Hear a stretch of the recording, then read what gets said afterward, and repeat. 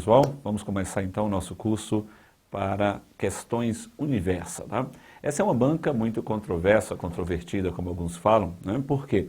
Porque apresenta questões um pouco complexas, questões muitas vezes com dupla resposta, até com tripla resposta, tá? E assim, questões de difícil entendimento algumas vezes, tá bom? Mas nós temos que enfrentá-la, não é mesmo? Se o seu concurso é dessa banca, é isso que você vai enfrentar aí. Umas questões que muitas vezes não são claras, questões que podem ter mais de uma resposta, tá? E que apresentam, por isso, um grau de dificuldade. Às vezes também os textos não são textos bem escolhidos, são textos assim, sem textos, sem contextos, né? E isso pode dificultar a sua prova. Então já estou mostrando logo a dificuldade no início, tá bom? Mas tem os méritos também, né, da questão, e nós temos que nos preparar para a banca, ok? Nós vamos começar então, sou o professor Marcos Paco, e vamos começar a resolver então essa prova, ok? Eu trouxe algumas provas para vocês, nós vamos resolvendo questão por questão. Aqui está um texto, eu só vou ler o texto porque nós vamos ter que resolver algumas questões, né? Uma questão de interpretação, então eu vou ler só para a gente se familiarizar, tá bom? Se você na sua casa depois quiser passar a leitura e direto para as questões, também você pode sem o menor problema. O corre-corre dos centros urbanos tem transformado a convivência entre homens em uma verdadeira selva de pedras, já que pessoas tentam a todo custo aplicar a lei do mais forte, e isso não é mais privilégio das chamadas grandes cidades, como São Paulo, Rio de Janeiro, Belo Horizonte e outras, né? Então aqui no tópico frasal nós temos o corre-corre dos centros urbanos, né? Isso tem transformado a convivência das pessoas, né? E isso já não acontece mais só em grandes cidades como São Paulo, Rio de Janeiro, Belo Horizonte, entre outras. Tudo por conta das famosas desculpas. O chefe me dá uma bronca se eu chegar atrasado. A culpa é do governo, que não melhora nossas vias, e das autoridades de trânsito, que não fiscalizam, e por aí vai. Contudo, tal fato tem trazido resultados danosos, prejudiciais à sociedade. Ou seja, o número das várias formas de violência no trânsito vem aumentando vertiginosamente, ou seja, descomunalmente, né, de forma muito grande. E essas formas de violência se traduzem em acidentes de trânsito com vítimas fatais e não fatais, bem como em discussões que resultam muitas vezes em lesões corporais e até mesmo homicídios. Para se ter uma ideia, no Brasil até o dia 20 de setembro de 2011, o trânsito já havia feito 75.443 vítimas fatais e deixado a marca de 247.844 pessoas hospitalizadas. São dados gritantes oferecidos pelo movimento Chega de Acidentes, esse movimento foi lançado em setembro de 2009 e que demonstram a verdadeira guerra presente no trânsito, onde só há perdedores. Além desses dados devidamente registrados, existe a chamada cifra negra, a resultante daqueles acidentes que nem sequer chegaram ao conhecimento das autoridades e não foram registrados. Outro fato que não se pode deixar de considerar é que não existem ainda mecanismos eficientes para medir o trauma psicológico que um acidente de trânsito causa, não só naquelas pessoas envolvidas diretamente, mas também em familiares e amigos, pelo sentimento de perda e de impotência. Com isso, como se não bastasse a perda do maior bem jurídico tutelado e o melhor presente recebido de Deus, que é a vida, existem ainda as perdas econômicas causadas pelos acidentes de trânsito. Ainda, segundo o movimento Chega de Acidentes, os gastos decorrentes de acidentes de trânsito estavam na exorbitante cifra de 66 bilhões, 705 milhões, 309.199 reais e 27 centavos. Isso em virtude da falta de educação e do desrespeito às leis de trânsito. Assim, por causa dessa selvageria no trânsito, o Brasil deixou de aplicar recursos em áreas importantes, como habitação, saúde, educação e segurança. Nesse sentido, para se ter uma noção, com o dinheiro que já foi gasto, ainda segundo o mesmo movimento, poderiam ser construídas 1.905.918 casas populares, 1.334.000 hospitais de reabilitação e adquiridas 572.029 ambulâncias, só com o dinheiro que foi gasto aí com a saúde, né, no caso dos acidentes. Vale enfatizar ou frisar que esses dados são atualizados 24 horas por dia e certamente quando você estiver lendo esse artigo, os números já serão piores. Face aos dados apresentados no Brasil e em outros países, a Organização das Nações Unidas, ONU, instituiu no ano passado, o período de 2011 a 2020, como uma década mundial de ações para a segurança no trânsito, tendo como objetivo a redução em até 50% do número de vítimas fatais no trânsito. Uma meta que não é só das autoridades, mas de todos os atores do trânsito. Nesse contexto, para a redução desses tristes dados, é necessária a adoção de ações já previstas no próprio Código de Trânsito Brasileiro, CTB, em 3 áreas importantes: fiscalização, engenharia e educação para o trânsito. Esse tripé é que dá sustentação a um trânsito mais seguro. Porquanto, essa conjunção porquanto significa dessa forma, porquanto significa porque, né, ele usou de maneira incorreta, ele deveria ser portanto, ele colocou porquanto. Porquanto precisa-se de maior rigidez na fiscalização das leis de trânsito, melhor planejamento das vias de tráfego e, principalmente, trabalho educativo atento para o trânsito de forma transversal, do ensino fundamental, médio e superior, com estímulo nos alunos de valores como respeito, solidariedade, paciência, equilíbrio, compreensão, cooperação e responsabilidade. Bom, o texto, se você observar, é um texto muito longo, mas é um texto de fácil assimilação. Está falando aí sobre a guerra no trânsito, sobre os prejuízos que vêm dos acidentes do trânsito, dos homicídios, das discussões no trânsito, e que existe uma meta, né, dos governantes, a meta da ONU também, de diminuir, numa década de 2011 a 2020, em até 50% o número de vítimas fatais aí no trânsito. Ok? Então, não há nada muito difícil assim. Questão 1 vai cobrar exatamente a interpretação de texto. Olha só, assinale a alternativa que interpreta corretamente as informações do texto. Então, alternativa correta.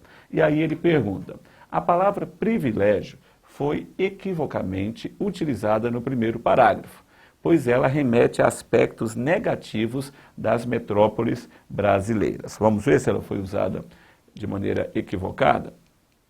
Vamos voltar lá ao primeiro parágrafo do texto, bem no início aqui, ó. Aqui, ó. O corre-corre dos centros urbanos tem transformado a convivência entre homens em uma verdadeira selva de pedras, já que pessoas tentam a todo custo aplicar a lei do mais forte.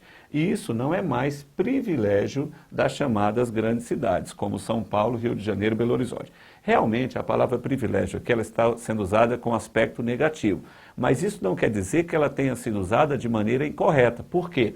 Porque observe que o autor utilizou aspas. Quando você utiliza aspas, um dos objetivos do uso das aspas é você dar um sentido inabitual, sentido não comum, sentido inabitual. Ou seja, você está mostrando para o leitor, você está mostrando para a pessoa que está ouvindo você, aliás, que está lendo o texto, que a palavra está em outro sentido. Então ele falou assim, olha, está havendo um corre-corre, uma selvageria aí por causa do trânsito, e isso não é privilégio só das grandes cidades. Ele jogou privilégio entre aspas, ou seja, ele foi irônico ou usou o quê? No sentido inabitual, um sentido diferente. Então, a palavra realmente ela está com um aspecto negativo, mas não quer dizer que o autor a tenha utilizado de maneira incorreta. Ele não usou de maneira incorreta, ele utilizou de maneira correta, tá? Porque ele colocou com aspas, e aspas quer dar as aspas dão um sentido inabitual para a palavra, um sentido incomum. Portanto, a alternativa A está incorreta. A alternativa A é incorreta. Vamos para as demais alternativas agora. Alternativa B. O texto deixa evidente que a responsabilidade pela ocorrência de alto índice de mortes no trânsito é exclusiva dos motoristas. Vocês viram, nós lemos o texto, em nenhum momento ele diz que isso é exclusivo dos motoristas. E ainda assim, se você observar pelo nosso contexto, você sabe que não é só o motorista que é culpado, tá? Por exemplo, um ciclista, por exemplo, ele que não segue ali corretamente a forma de trafegar, né? Um pedestre, por exemplo, que atravessa fora da faixa, que atravessa sem olhar. Então, quando ele fala assim, o texto deixa evidente que a responsabilidade pela ocorrência do alto índice de mortes no trânsito é exclusiva dos motoristas, que é uma extrapolação fora do comum. Claro que não é exclusiva dos motoristas. Todos os atores do trânsito são responsáveis. Por exemplo, o governo é responsável quando deixa de fiscalizar, o governo é responsável quando não tem uma engenharia correta de tráfego, de trânsito. Então, não é algo exclusivo dos motoristas de forma alguma. Portanto, a letra B está incorreta. A preocupação da ONU com o alto número de vítimas fatais no trânsito certamente foi decisiva na redução da frequência de acidentes de trânsito nas cidades brasileiras até o final de 2011. Olha só, não houve redução nenhuma. Se você tiver observado o texto, ele fala o seguinte: houve esse número até agora e a tendência é aumentar. Então, assim, a preocupação da ONU foi decisiva na redução da frequência de acidentes? Não, porque não houve redução nenhuma.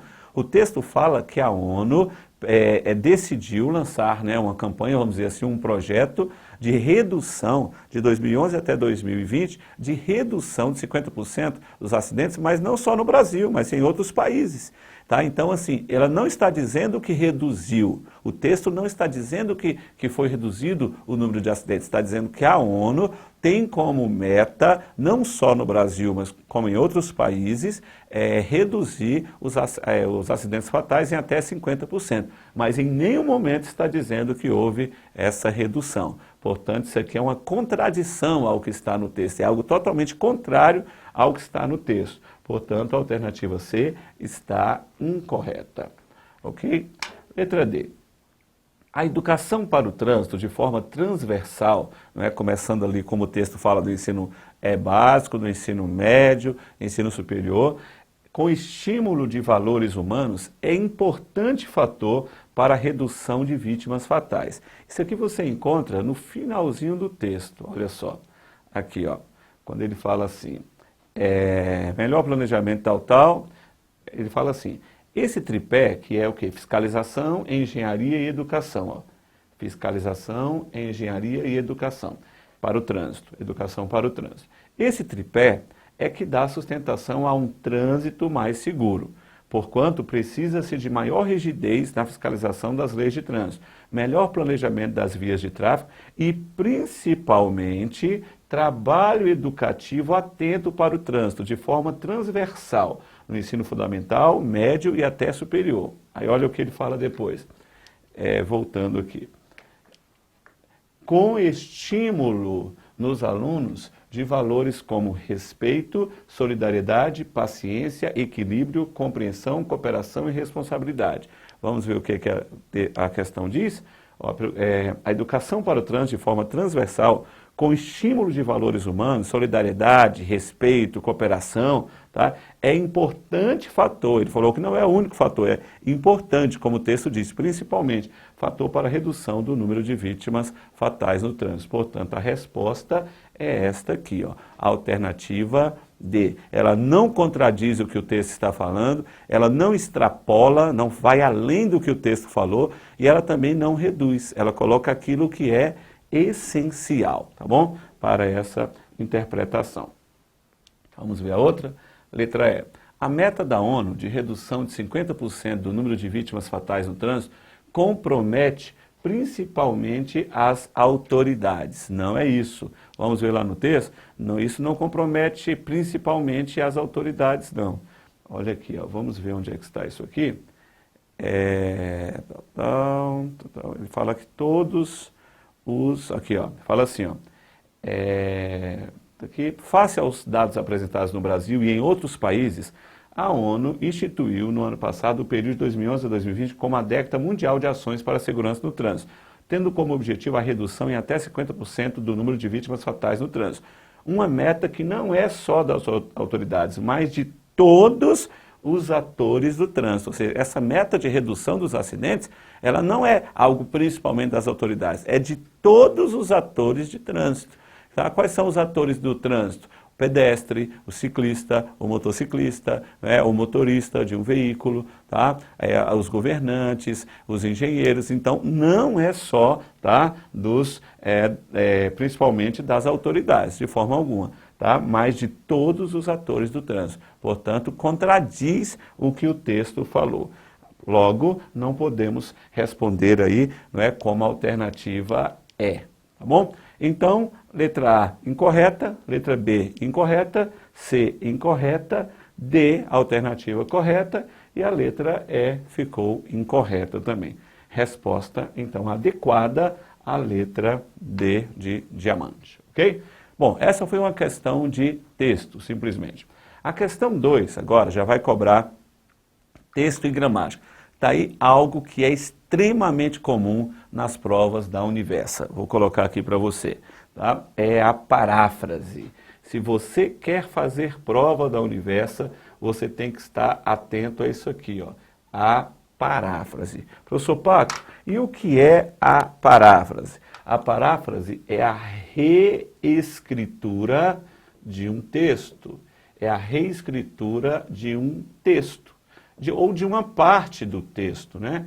Você usa outras palavras para dizer a mesma coisa. Professor Paco, como que ocorre a paráfrase? Por exemplo, mudança de posição dos termos. Mudança de posição dos termos. O que acontece? Às vezes você muda, tá? Um termo, por exemplo, vinha no início da frase e você coloca no final. Essa é uma forma. Segunda forma é substituição lexical.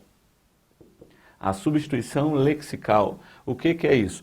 A substituição de uma palavra por outra. Lexical vem de léxico. Léxico quer dizer vocabulário. Então é você usar uma palavra do vocabulário no lugar da outra. Um sinônimo, por exemplo, tá? Ou uma palavra quase sinonímica, vamos dizer assim. Então, mudança de posição dos termos, substituição lexical. Terceiro, mudança de estrutura. Mudança de estrutura. Às vezes, por exemplo, a frase está na voz passiva e você muda para a voz ativa. Às vezes está na ativa e você muda para a passiva. Então, isso aqui é paráfrase. Tá? São pelo menos 3 formas aqui de você fazer uma paráfrase. Você muda o vocabulário, você muda a posição dos termos, você muda a estrutura, tá bom? Aí, o que você tem que observar? Quando você reescreve esse texto, você tem que preservar o sentido. O sentido tem que ser o sentido original. Você não pode mudar o sentido, tá? Você retira algumas palavras, você insere algumas, você muda a estrutura, mas você tem que preservar as ideias originais. Isso se chama paráfrase. Então, você vai ver que as 3 questões que nós temos aqui para frente, de gramática, todas elas têm a ver com a paráfrase. Vai fazer prova da Universa, fique atento à questão da paráfrase, ok? Deixe-me apagar aqui e vamos resolver a segunda questão. Olha o que diz a questão. Assinale a alternativa em que a reescritura de fragmento do texto preserva o sentido original e a correção gramatical. Vou dar uma dica para você. Quando você for fazer uma questão como essa, olhe logo a gramática. Veja se há algum problema de gramática. Se não houver o problema de gramática, aí você passa para a interpretação do texto, tá? Então, primeiro você olha a gramática. Uma verdadeira selva de pedras em que pessoas tentam a todo custo aplicar a lei do mais forte. Aqui, por exemplo, eu não estou vendo problema nenhum. A vírgula está certa antes da oração adjetiva, tá? Eu poderia dizer o seguinte: esse a todo custo, ele normalmente estaria entre vírgulas, porque é um adjunto adverbial deslocado. Só que é algo que não é consensual dizer a quantidade de palavras de um adjunto adverbial. Alguns dizem que o adjunto adverbial com 2 palavrinhas tem vírgula facultativa, mais de 2 vírgula obrigatória. Só que isso não é algo consensual. Então eu não vou dizer que isso aqui está errado pelas vírgulas. O melhor seria estar com as vírgulas. Mas eu não vou dizer porque a gramática não diz quantas palavras realmente estejam ali no adjunto adverbial para nós dispensarmos as vírgulas, tá? Então eu vou deixar isso aqui. Bom, eu não estou vendo problema aqui de gramática. Então eu vou voltar ao texto para interpretar, tá? Nas linhas de 2 a 4. Vamos lá. Só vendo aqui rapidinho, uma verdadeira selva de pedras em que pessoas tentam a todo custo aplicar a lei do mais forte. Voltando ao texto, olha só. Aqui. O corre-corre dos centros urbanos tem transformado a convivência entre homens em uma verdadeira selva de pedras. Lá no texto está assim, aqui está já que, lá no texto está em que. Já que, pessoal, indica causa. Ó, esse corre-corre tem transformado a convivência das pessoas numa verdadeira selva de pedras. porque as pessoas tentam aplicar a todo custo a lei do mais forte. Por que esse corre-corre tem transformado a convivência entre as pessoas numa verdadeira selva de pedras? Porque elas tentam, porque as pessoas tentam a todo custo aplicar a lei do mais forte. Aqui está indicando causa. Se eu colocar em que, vai indicar lugar, ou seja, a ideia já é o que? Diferente, tá? Então, ele mudou a ideia. Gramaticalmente ficou correto, mas a ideia foi o quê? Modificada. Portanto, a alternativa A está incorreta. Aqui, ó. Ele fala assim, uma verdadeira selva de pedras em que, ou seja, lá no texto já assim, já que as pessoas tentam a todo custo aplicar a lei do mais forte. Já que e em que são ideias totalmente o quê? Diferentes, ok?